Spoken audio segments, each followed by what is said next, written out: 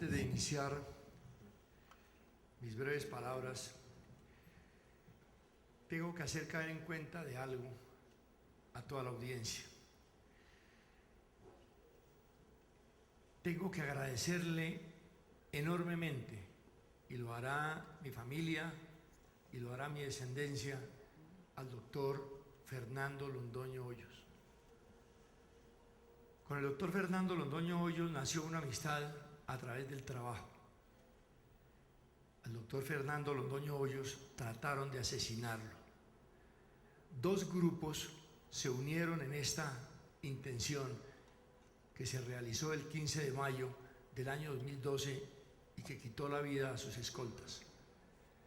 La una, la labor que él desarrolló como ministro del Interior y de Justicia en el gobierno del presidente Álvaro Uribe Vélez, y en la cual, en su condición de presidente del Consejo Nacional de Estupefacientes, daba las instrucciones, daba la orientación, daba las pautas para luchar contra el flagelo de la droga, y eso querían cobrárselo.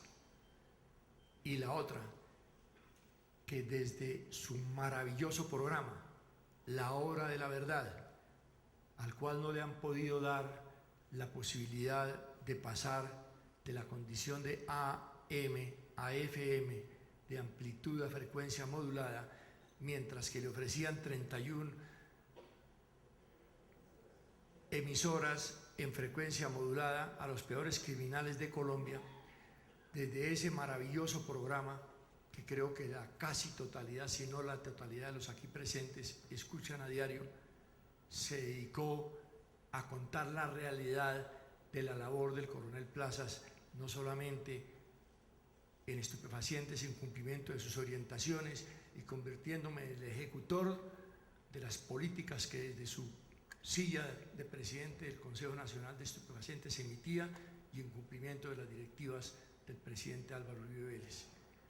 Esa defensa del coronel Plazas por la labor en estupefacientes y esa defensa del coronel Plazas por su acción en los hechos del Palacio de Justicia, en los cuales me desempeñé bajo las órdenes del comandante de la operación, general Jesús Armando Arias Cabrales, llevaron a los enemigos de la patria a considerarlo el más importante objetivo militar y a atentar contra su vida. Yo lamento mucho, doctor Londoño, que usted, por defender esas causas en las cuales precisamente he estado yo presente, haya tenido que sufrir tan pavoroso atentado.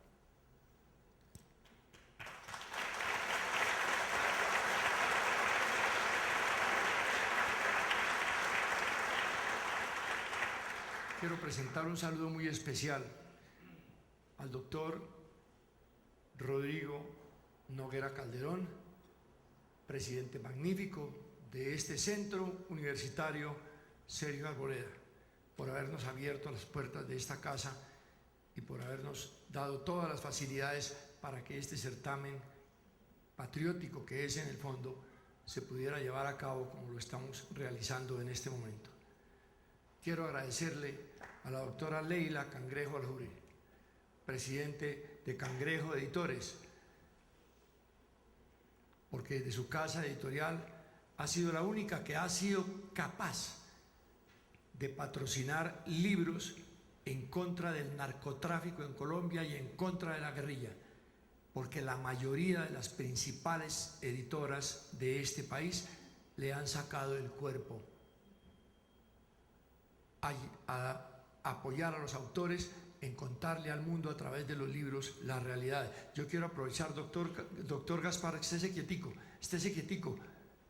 Yo quería que estuviera de pie, pero ya dejémoslo sentadito, porque yo quería hacer referencia a uno de los únicos, o uno de los pocos sobrevivientes, creo que sobran dedos de la mano, de los sobrevivientes magistrados de la Corte Suprema de Justicia y del Consejo de Estado que sufrieron, doctor Gaspar.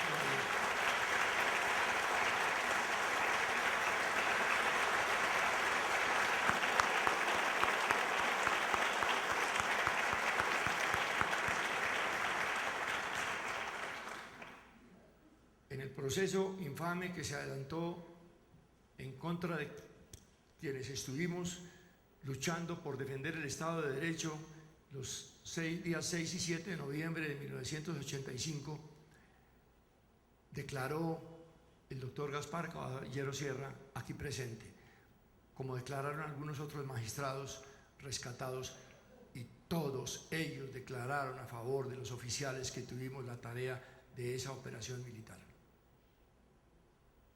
El doctor Gaspar Caballero Sierra, en una forma elocuente, se expresó a favor mío en el proceso en que me querían privar de la libertad de por vida.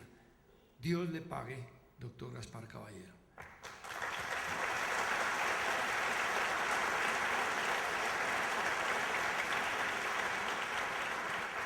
A él no podían contarle qué fue lo que sucedió en los hechos del Palacio de Justicia, porque él estaba allá. A él no podían contarle la mentira de la acción patriótica, como llaman ahora, de los miembros del M-19, que tal vez ese día querían salvar la patria, porque el doctor Gaspar Caballero vio cómo ellos asesinaron a sus colegas en las altas cortes en esa oportunidad. Y al doctor Gaspar Caballero no podían enseñarle que los militares éramos unos criminales, porque él nos vio luchando por sacar a cada uno de los miembros de las altas cortes y a cada uno de los ciudadanos que estaban como rehenes en ese momento con vida, y quitárselos de las garras del M-19 a costa de nuestras propias vidas, si fuera necesario, como en efecto 11 miembros de la fuerza pública y de los organismos de seguridad las entregaron en aquella ocasión, y para los cuales yo le pido a todos que en algún momento de esta misma noche, que se está cumpliendo 31 años, eleven una oración al Todopoderoso, porque ellos entregaron la vida por nosotros.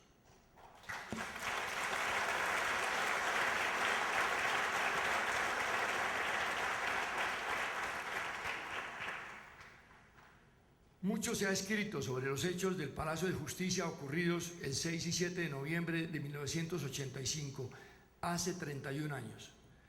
Pero pocos han tenido no solo que ser protagonistas, sino que ver sacrificada su carrera profesional.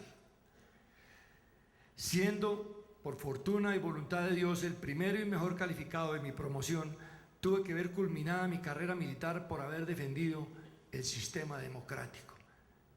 Esta verdad la pueden corroborar varios compañeros de promoción que están aquí sentados entre ustedes. Y como si fuera poco, he sufrido una implacable persecución política por dos razones. Una, haber enfrentado a los miembros del grupo terrorista M-19, autores del asalto.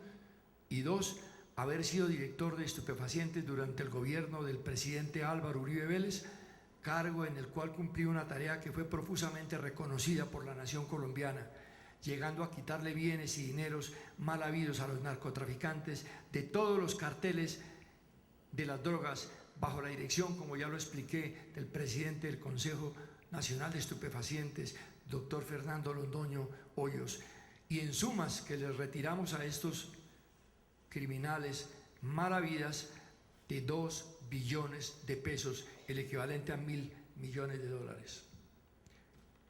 Fui privado de la libertad durante 8 años y medio por secuestro y desaparición forzada, y tratado por varios medios de comunicación como un asesino y como un genocida, para luego de ese largo tiempo recibir la absolución con la cual se cerró un vergonzoso capítulo de la justicia colombiana, que afortunadamente reivindicó la propia justicia con la absolución por parte de la Honorable Corte Suprema de Justicia. Anoto que a los operadores judiciales, fiscales, jueces y magistrados que cometieron este crimen en mi contra, ni siquiera les han abierto un proceso investigativo. Ni mucho menos a los integrantes del colectivo José Alvear Restrepo, autores de las acusaciones con falsos testigos presentadas en mi contra y por el supuesto secuestro y desaparición forzada de 11 personas. A lo largo de todo este tiempo de privación de mi libertad, no quise acceder a todos los beneficios que en diferentes formas me ofrecieron durante esos años. Beneficios a cambio de que aceptara haber cometido un delito que no solo no cometí, sino que no hubiera sido capaz de cometer, como fue la desaparición de personas en esos días trágicos de Colombia. Es que por el contrario, en aquella ocasión contribuí al rescate de 263 ciudadanos rehenes de los asaltantes que logramos preservarles la vida. Utilizando todos los recursos de la ley colombiana, luché con mis abogados, mi esposa y mi familia durante ese largo tiempo con la frente en alto y dando ejemplo de estoicismo hasta comprobar que todo lo que en mi contra se hizo fue un montaje como el que suelen hacer en Colombia contra los militares y contra algunos políticos de la oposición, sirviendo intereses ideológicos del comunismo internacional o vengativos de las mafias del narcotráfico contra quienes los han combatido. Es que yo no podía cejar en mi propósito de dejar en alto mi honor militar y mi dignidad natural como persona. Lo debía a las instituciones militares que me formaban y además era el único legado que tenía que darle a mis hijos y a mis nietos. Y lo hice sistemáticamente hasta demostrar mi inocencia en cada uno de los cargos que se me formularon. Pieza fundamental fue el periodista investigativo Ricardo Puentes Melo, quien descubrió uno a uno los falsos testigos que utilizaron para la conjura. Actualmente está en el exilio, amenazado de muerte o confinación en una cárcel. Demostré mi inocencia.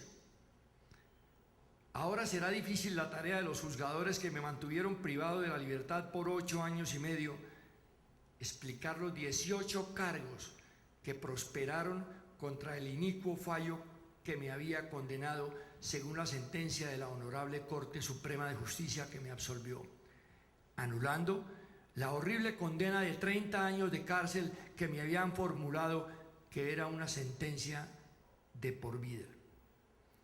Uno solo de los cargos que hubiera prosperado contra los injustos juzgadores habría sido suficiente para decretar mi absolución e inocencia. Sin embargo, fue tan vergonzosa la persecución judicial que no fue uno, sino 18 los cargos que afectan a los jueces que cometieron la tamaña injusticia de condenarme siendo inocente.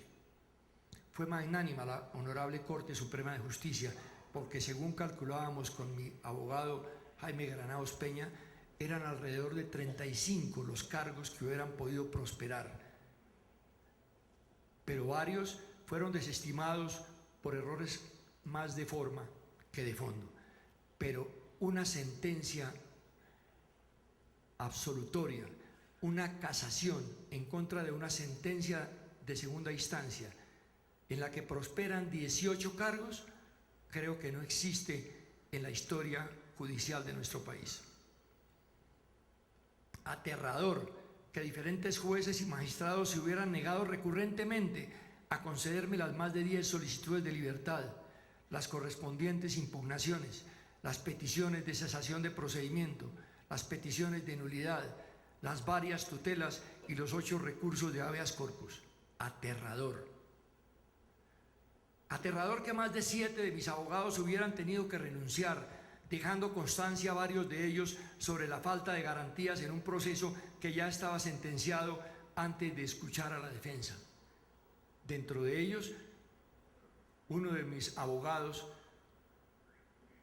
fue investigado, fue sometido a un proceso vergonzoso para finalmente absolverlo. Aquí está presente el doctor Pedro Capacho Pavón. Aterrador.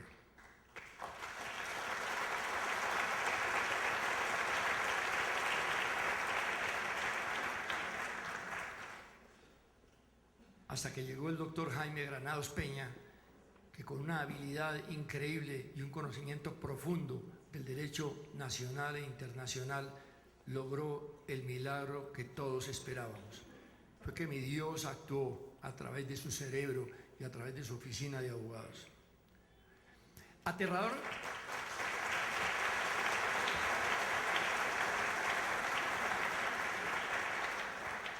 Aterrador que se me hubiera condenado estando hospitalizado, sin darme la palabra para mi defensa material. No conozco otro caso semejante en los juicios de la civilización occidental: condenar a una persona sin haberle dado el derecho de defenderse en un juicio. Eso solo cabía en la imaginación de Franz Kafka. Aterrador.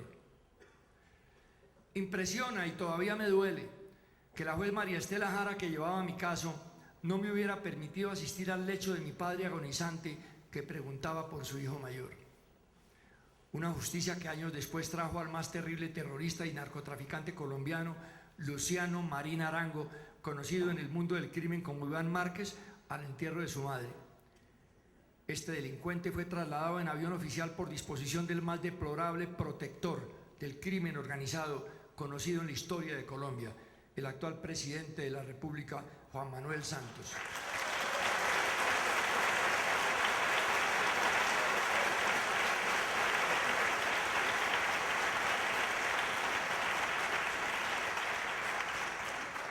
Inaceptable que me hubieran llevado a la cárcel ordinaria de La Picota, así fuera por solo 9 días, violando mi fuero militar y mi fuero como persona de alto riesgo, dispuesta por directiva presidencial por mi labor contra las mafias del narcotráfico cuando salí del cargo de Director Nacional de Estupefacientes, un ministerio sin cartera que el gobierno de Álvaro Uribe Vélez me otorgó, de cuyo nombramiento me siento honrado y de cuya gestión me siento orgulloso. Absurdas las críticas que llovieron sobre la alocución presidencial que la presentamos antes de iniciar este evento en esta pantalla. Alocución presidencial al día siguiente de mi injusta condena, en la cual el presidente Álvaro Uribe Vélez manifestó ante la nación y el mundo la tristeza que le producía un castigo injusto contra una persona de reconocida inocencia y servicio a la patria. La sentencia absolutoria de la Corte Suprema de Justicia en diciembre del año 2015 honró la posición asumida en aquella alocución por el presidente Uribe. Deja sin palabras a cualquier entendido en derecho penal el desconocimiento de las 12 ocasiones en que el Ministerio Público, parte fundamental en el proceso, representado por varios procuradores diferentes en cada etapa procesal y en forma personal por quien estaba investido como su máximo representante, el doctor Alejandro Ordóñez Maldonado, quienes se manifestaron oficiosamente a través de recursos de ley, juiciosamente soportados con argumentos contundentes, pidiendo la libertad y la revocatoria de la condena sin que hubiera atendido su clamor en 11 de las 12 ocasiones. En 11 ocasiones se desconoció al Ministerio Público colombiano. Era una evidente consigna en contra del exdirector nacional de estupefacientes, que no puede seguirse presentando en la rama judicial de nuestro país. Sobre este tema he escrito 4 libros y mi señora Tania Vega ha escrito uno muy sensible, que quedan para la historia patria cuando esta materia vuelva a recuperar su posición en el pensum del bachillerato que lamentablemente se retiró desde el decenio de los años 80. En este nuevo libro hago un recuento de la situación que vivía Colombia precisamente en ese decenio, cuando los varones de la droga, en unión con los guerrilleros de diferentes grupos, cometían todo tipo de atropellos y vejaciones contra los ciudadanos, contra los miembros de la fuerza pública y contra los jueces honorables de ese entonces. Hablo en este libro del asalto criminal del M-19 a la sede de las altas cortes y la forma valiente y sacrificada como los soldados y policías bajo el mando del general Armando Arias Cabrales, comandante de la 13ª Brigada, lograron derrotar a los terroristas, rescatar con vida a 263 personas, entre ellos 43 magistrados, y mantener el Estado de Derecho en Colombia. Relato la forma como se iniciaron los procesos judiciales con el grupo asaltante y los resultados que determinaron jurídicamente en una labor juiciosa de investigación y juzgamiento, que los únicos responsables del holocausto contra la justicia fueron los miembros de la organización M-19, como lo determinó la más juiciosa investigación, que fue la que en sus comienzos llevó a cabo el Tribunal Especial de Instrucción Criminal, creado por la Corte Suprema de Justicia y el Gobierno Nacional en el año de 1985. investigación que fue desconocida posteriormente por los funcionarios judiciales que adelantaron esta nueva investigación precisamente después de mi retiro de la Dirección Nacional de Estupefacientes. Hago un recuento de la presencia del narcotráfico no solo en este asalto, sino en muchas actividades claves de la vida colombiana. Allí está relatada con soportes noticiosos y formales la lucha del suscrito y su jefe, el ministro de Justicia, Fernando Londoño Hoyos, contra todos los carteles dedicados al narcotráfico, y la arriesgada tarea que con mis selectos funcionarios emprendimos en esos 2 años y 3 meses de enfrentamiento a las más peligrosas mafias.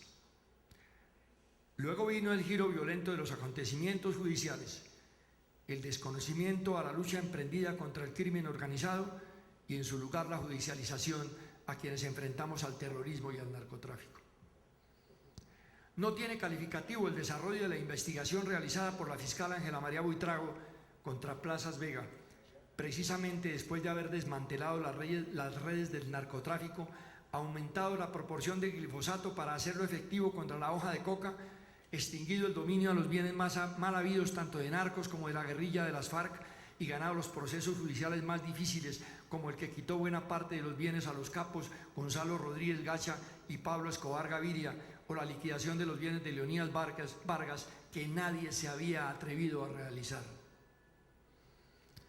Cierra este capítulo del libro con el atentado al exministro de Justicia Fernando Londoño Hoyos para ejercer venganza contra quien desde el Consejo Nacional de Estupefacientes dictaba las políticas de la lucha contra el flagelo de las drogas que Plazas Vega ejecutaba y volvía realidad, y para tratar de silenciar su programa de radio La Hora de la Verdad, el único que tenía el valor de contarle a los colombianos las infamias de ciertos funcionarios judiciales y la realidad que se estaba viviendo y se sigue viviendo en nuestro martirizado país.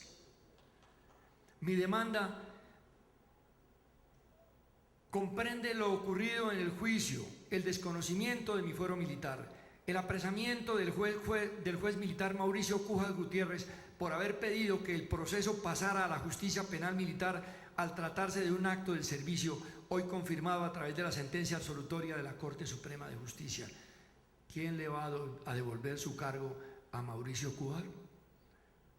La hospitalización de Plazas Vega por la crisis emocional generada por este cruel montaje y el duro relato de la pérdida de mi nieto en el vientre de su madre el día que me llevaron a la fuerza a la cárcel de La Picota y el escándalo nacional a través de los medios de comunicación también están allí seriamente registrados. Como también el trato infame a que fui sometido al estilo de las prisiones nazis de la Segunda Guerra Mundial y mi regreso al hospital militar, de donde había sido sacado a la fuerza contraviniendo las decisiones de una junta médica y por ende mis derechos humanos y la legislación internacional. Relato en este libro cómo me condenaron por la supuesta desaparición forzada de 11 personas a 30 años de cárcel sin una sola prueba. El escándalo de prensa que se armó por tan evidente injusticia y la ya mencionada alocución presidencial. Está escrito lo ocurrido en la segunda instancia. La petición de libertad por parte de más de 100 personas notables de Colombia, publicada a toda página en el diario El Tiempo, promocionada y refrendada por el decano del periodismo en Colombia, el inefable Plinio Apuleyo Mendoza, aquí presente.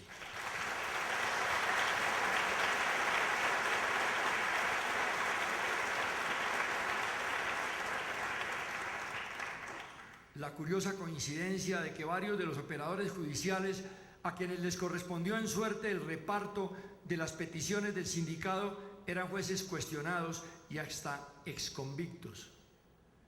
La confirmación de la condena a 30 años de prisión por inferencias a falta de pruebas en la desaparición forzada, ya no de 11 sino de 2 personas en la segunda instancia.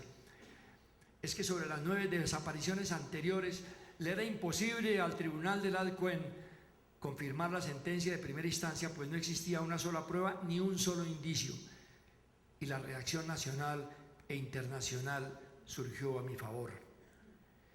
El hecho de que el magistrado ponente Hermes Darío Lara Acuña, el único de los 3 que configuraba la sala que estudió el proceso, hubiera sido reemplazado le dejó a los colombianos el sabor amargo de una descarada injusticia y se convirtió en un salvamento devoto que, publicado en un libro, fue el más vendido en Colombia en el último trimestre del año 2012 y que fue presentado también en esta Universidad Sergio Arboleda con la venia de su magnífico presidente, el doctor Rodrigo Noguera Calderón.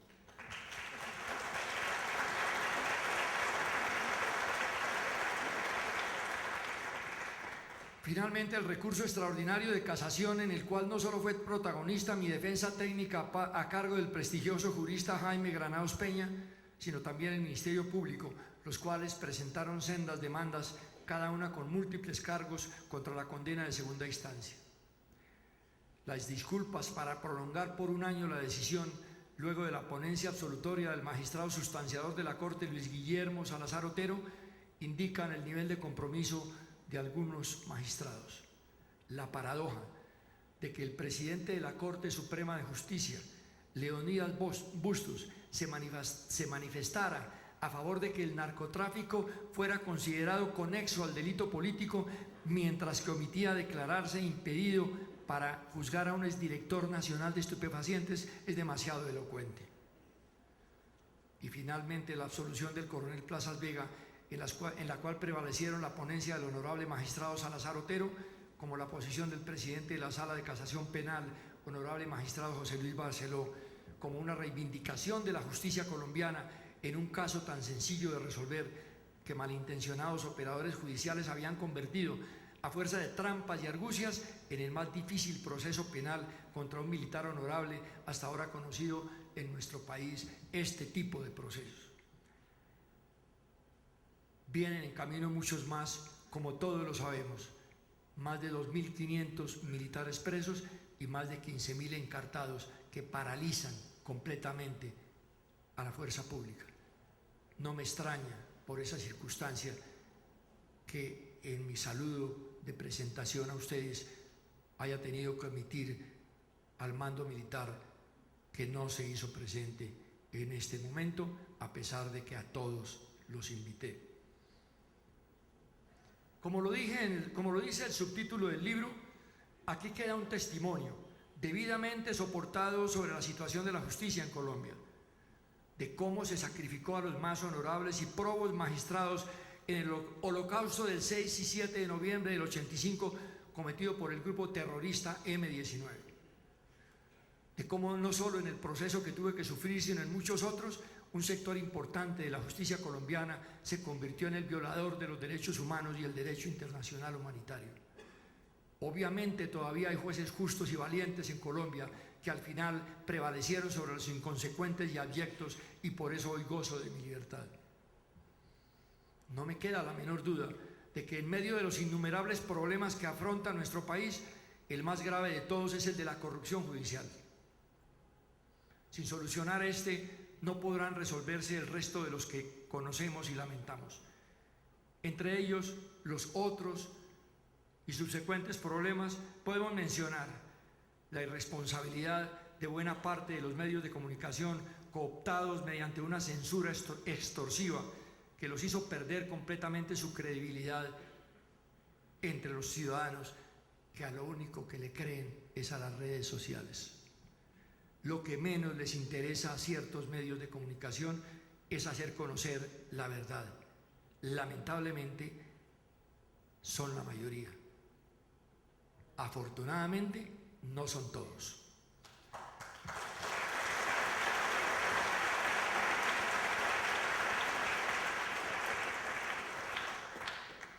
Ocultar acontecimientos como una enorme marcha de protesta en todas las ciudades del país constituye una pueril actuación desinformativa que los pone en evidencia como ocultadores de la realidad ante los ciudadanos de la nación, que fueron precisamente los que marcharon. Las fuerzas militares de Colombia han pasado de facto de ser nacionales a ser gubernamentales, en una sucesión de eventos cuya responsabilidad corresponde más al gobierno que a los propios mandos. El clero colombiano se dio su altruista misión evangélica a sus tristes incursiones políticas, siguiendo una ideología que todos conocemos.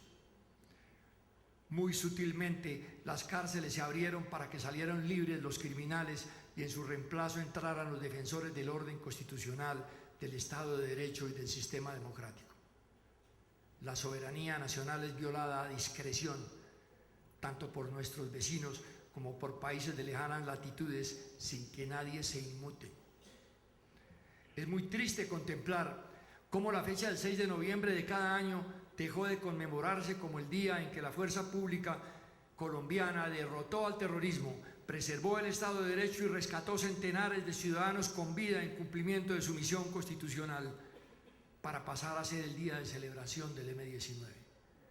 Los programas de televisión que en los primeros años exaltaban la labor de las tropas pasaron en los años recientes a señalar a los militares como los genocidas y a promocionar a los asaltantes del grupo terrorista como próceres.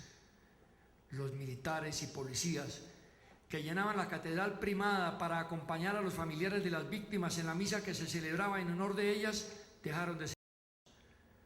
Tuvieron que refugiarse para rezar por sus muertos en la catedral castrense del Cantón Norte, y en la última celebración ni siquiera asistieron los mandos militares. Mientras tanto, en la Plaza de Bolívar ondean las banderas del M-19 y en las carpas instaladas por juventudes de las FARC exhala el olor a marihuana. Y los medios continúan presentando crónicas que favorecen a los asaltantes mientras olvidan a los funcionarios judiciales asesinados por el M-19.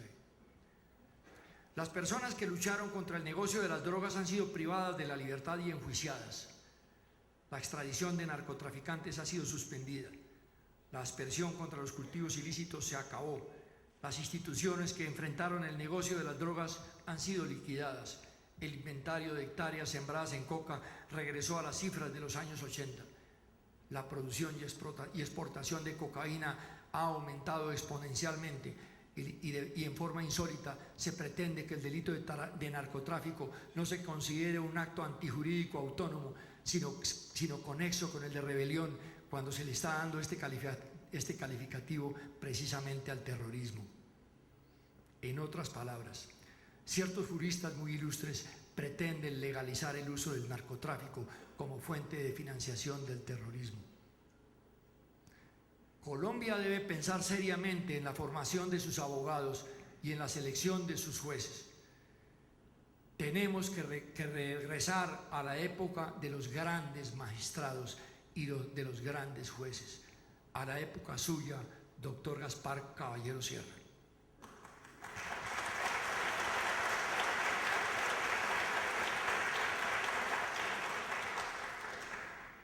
Para eso es necesario recordar la importancia de que para ejercer la ciencia del derecho, más importante que la preparación académica, que es necesaria, es la formación ética y moral de los juristas. Caso contrario, seguiremos contando con personas que utilizan sus enormes conocimientos judiciales para proteger el crimen organizado, para buscar el crimen perfecto y para lograr su consecuente impunidad. Y así, la justicia se convierte en la primera violadora tanto de los derechos humanos como del derecho internacional humanitario. A mi juicio, los dos problemas más grandes que enfrenta Colombia en estos momentos, ya lo hemos mencionado, son la corrupción judicial y la censura extorsiva de los medios de comunicación. Agradecimientos. No tengo forma de cubrir con mi gratitud a tanta gente que durante todo este tiempo estuvo de mi lado, que era el de la legitimidad, ayudándome a soportar las injusticias y las arbitrariedades. El libro que hoy presento contiene en sus páginas la gratitud y el reconocimiento a esas personas e instituciones. Tengo que agradecer a miles de personas que clamaron justicia por nosotros, por quien les habla, por mi esposa, mis hijos, mis familiares, como son mis hermanos, cuñadas, primos, sobrinos y los allegados a esta numerosa familia. Porque cuando se comete una atrocidad como la de mis 8 años y medio de privación ilícita de la libertad, todo este núcleo social sufre enormemente. Y eso está pasando con todas las familias de los militares privados de la libertad y aquellos políticos de la oposición que también la están sufriendo. Es que la gente de bien, aunque no nos conociera, se afectó por la injusticia que padecimos. Por eso tengo que agradecer a tantos colombianos que sufrieron por la injusticia que estábamos viviendo. Gracias a todos los que se expresaron a mi favor. Al presidente Álvaro Uribe Vélez en sus alocuciones, al doctor Fernando Londoño Hoyos y su equipo en la hora de la verdad, a mis abogados defensores, al doctor Plinio Apuleyo Mendoza, a los columnistas Eduardo Mackenzie y otros autores de más de 700 columnas de opinión a mi favor en medios nacionales e internacionales que tengo cuidadosamente archivadas. Gracias a los directivos de Cangrejo Editores por la preparación de este libro, que sé que le costó mucho trabajo, doctora Leila.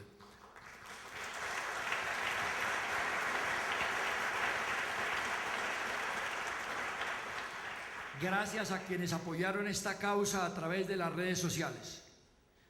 A mí me gustaría darle las gracias a quienes me absolvieron, pero no puedo ofenderlos en esa forma, porque ellos no actuaron por favorecer a una persona, ni siquiera los conozco, sino que lo que tengo que hacer con relación a su decisión es felicitarlos por haber obrado justamente.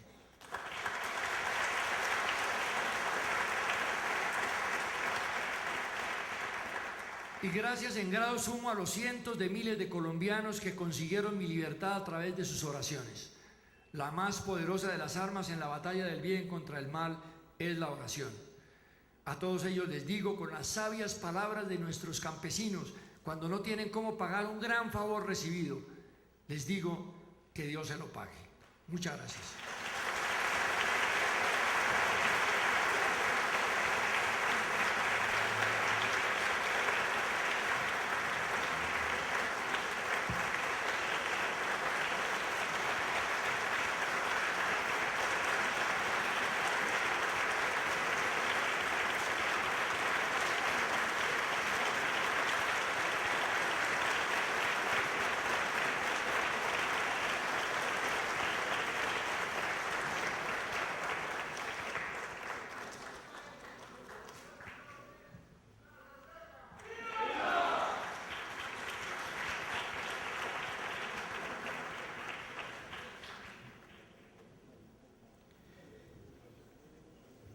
Sexto, entrega del primer ejemplar del libro Manteniendo la Democracia, Maestro, por parte de su autor, coronel Luis Alfonso Plazas Vega, y de la doctora Leila Viviana Cangrejo Aljure, editora y presidente de Cangrejo Editores, al doctor Fernando Londoño Hoyos, quien recibe en nombre del doctor Álvaro Uribe Vélez.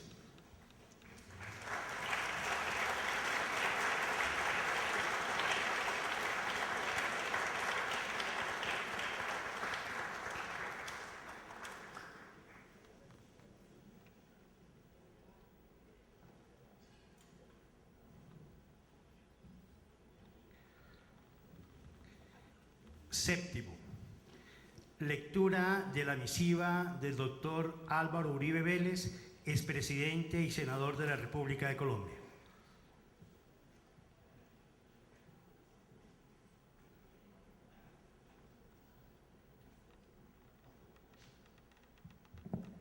Buenas noches a todos. Sé que estábamos esperando a alguien con un poco de menos estatura que yo, pero con una talla intelectual mucho de lejos más amplia que la mía. El presidente Uribe tenía toda la intención y las ganas por venir, pero un debate iniciado a último momento en la plenaria del Senado sobre la crítica situación de Electricaribe en la costa atlántica se lo impidió. Me ha pedido que lo excuse, que le transmita a usted, coronel, a doña Tania, todo el afecto y que les lea unas breves palabras para esta ocasión. Bogotá, 8 de noviembre de 2016. Respetado coronel, apreciada doña Tania, distinguidos invitados. Los acompaño de corazón en la presentación de esta obra que constituye el testimonio de un patriota de todas las horas, el coronel Alfonso Plazas Vega.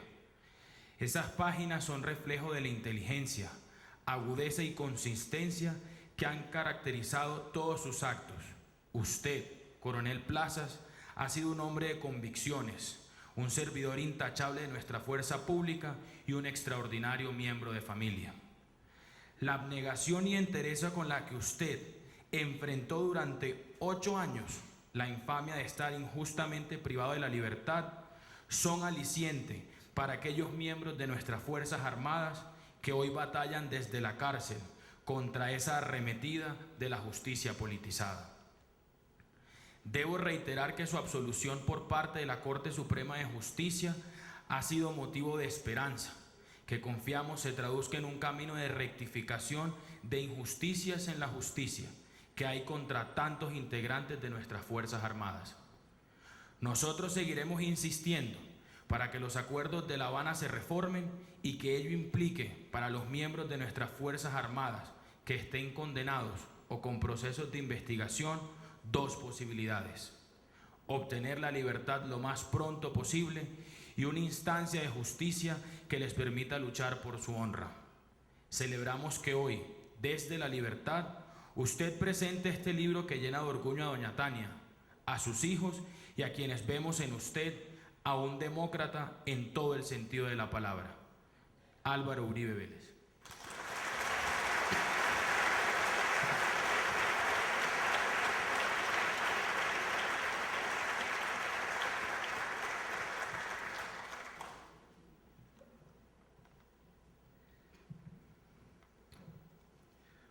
Octavo, himno de la Universidad Sergio Arboleda. De pie, por favor.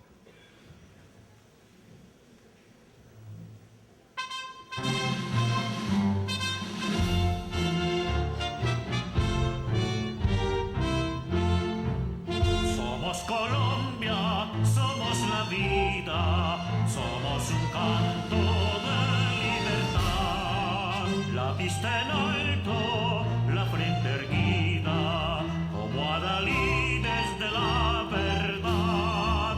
Somos Colombia, somos la vida, somos un canto de libertad. La vista en alto, la frente erguida, como Adalí desde la verdad. Por tus caminos, Colombia mía, cerquistas cantan himno triunfal de sus progresos, de su alegría, de la conquista de su ideal. Ciencias exactas y humanidades, sus almas nutren con la pasión de la más noble filosofía del pensamiento y el corazón. Somos Colombia, somos la vida, somos un canto de libertad. La vista en alto, la frente erguida, como Adalí desde la verdad. Somos Colombia, somos la vida, somos un canto de libertad. La vista en alto, la frente erguida, como Adalí desde la verdad. El autor del libro, Coronel Plazas Vega, Cangrejo Editores y la Universidad Sergio Arboleda agradecen su presencia a este acto. Los editores invitan a una copa de vino y el coronel Plazas Vega estará firmando los libros en el lugar de venta. Muchísimas gracias y tengan una buena noche.